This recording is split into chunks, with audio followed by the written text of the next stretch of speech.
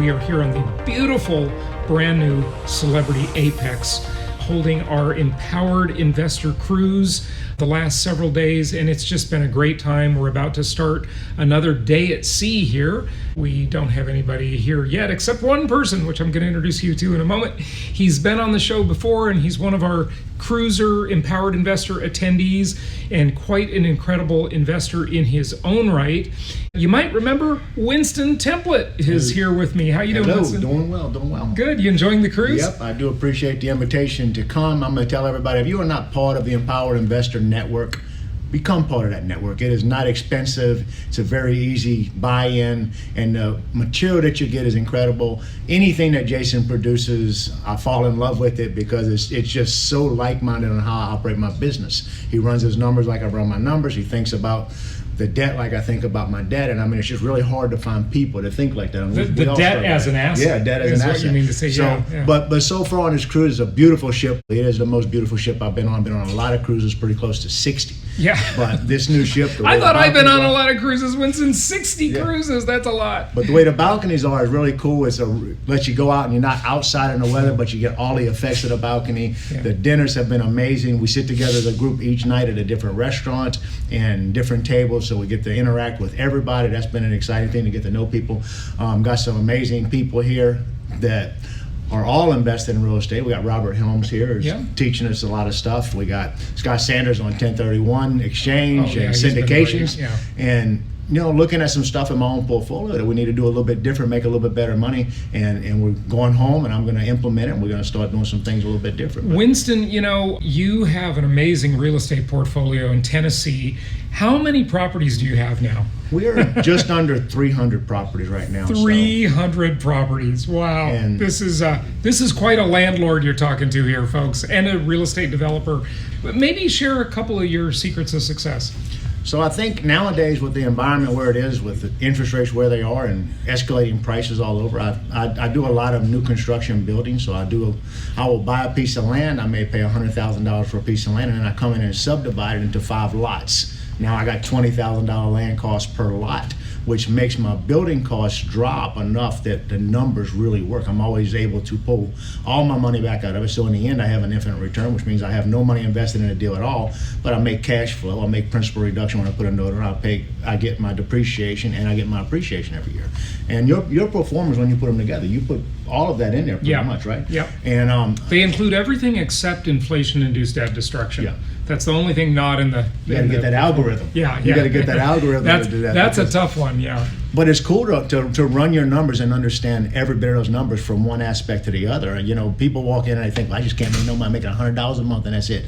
And they don't realize they're making $30,000 a year in appreciation, sometimes $20,000 a year in appreciation. And, a lot of times their principal reduction outweighs that. I mean, it's crazy. Since we're on a ship, and everybody, of course, knows the story of the Titanic.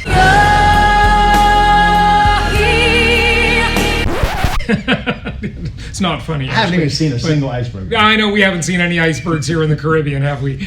But that's the way it works with your return on investment with real estate. Most of the iceberg is below the surface of the water, right? And that's the lesson of the Titanic, obviously. People see that cash flow, which you mentioned. I'm making $100, $150 a month in positive cash flow. It's not worth the effort. It's just not worth the effort. And that's just the tip of the iceberg. It's hardly anything. You earn your return in so many ways with income property, and most of that return is not visible to most people because they don't know how to do the math. They're not running the pro formas, they're not doing good calculations, and it's like the iceberg. Most of that benefit is below the surface of the water. So we're able to walk in and get principal reduction, but we don't see that when we get that every year. But you can see it 5 years from now if you do a cash out refi. Yeah. You don't see your appreciation every single year, but give it 5 years and go look and see if your property ain't went up 20%. Lately it's way more than that there. 5 years into it, you can do a cash out refi on that right there. But you do get your depreciation every single year. You get to claim that number every year, and you do get your cash flow every year. So you look at it from different aspects. Some of it you get now, some of it you may get 5 years from now, or you may not get it till you sell the property, depending on how you want to do your investing. But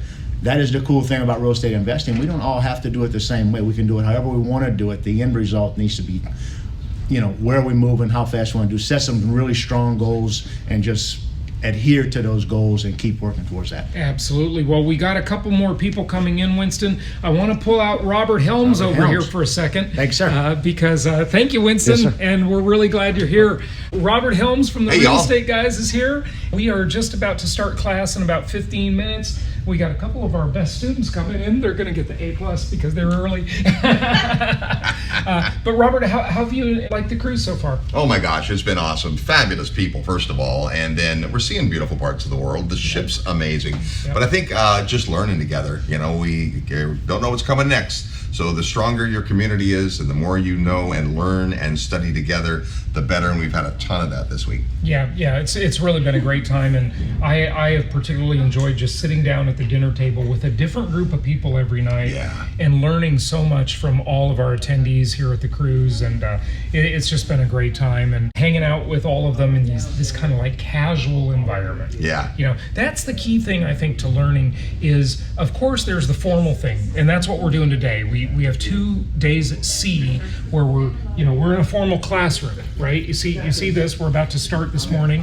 But the informal stuff, where you're having a cup of coffee or you're having a drink or 3, you like those old fashions. Oh, yummy.